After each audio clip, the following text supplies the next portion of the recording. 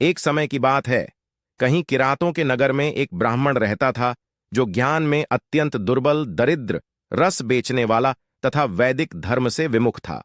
वह स्नान, संध्या आदि कर्मों से भ्रष्ट हो गया था और वैश्यवृत्ति में तत्पर रहता था। उसका नाम था देवराज। वह अपने ऊपर विश्वास करने वाले लोगों को ठगा करता था। उसने ब्राह्मणों, क्षत्रियों, वैश्यों, शूद्र तथा दूसरों को भी अनेक बहानों से मारकर उनका धन हड़प लिया था, परंतु उस पापी का थोड़ा सा भी धन कभी धर्म के काम में नहीं लगा था। वह वेश्यागामी तथा सब प्रकार से आचार भ्रष्ट था। एक दिन घूमता घामता वह दैव योग से प्रतिष्ठानपुर में जा पहुंचा। वहां उसने एक शिवालय देखा जहां बहुत से साधु महात्मा एकत्र हुए थे। देवराज उस शिवालय में ठहर गया, किंतु वहां उस ब्राह्मण को ज्वर आ गया। उस ज्वर से उसको बड़ी पीड़ा होने लगी। वहां एक ब्राह्मण देवता शिव पुराण की कथा सुना रहे थे। ज्वर में पड़ा हुआ देवराज ब्राह्मण के मुखारविंद से निकली हुई उस शिव कथा को निरंतर सुनता रहा। एक मास के बाद वह ज्वर से अत्यंत पीड़ित यमराज के मेनदूत आए और उसे पाशों से बांधकर बलपूर्वक यमपुरी में ले गए। इतने में ही शिवलोक से भगवान शिव के पार्षदगण आ गए। उनके गौर अंग कर्पूर के समान उज्ज्वल थे, हाथ त्रिशूल से सुशोभित हो रहे थे।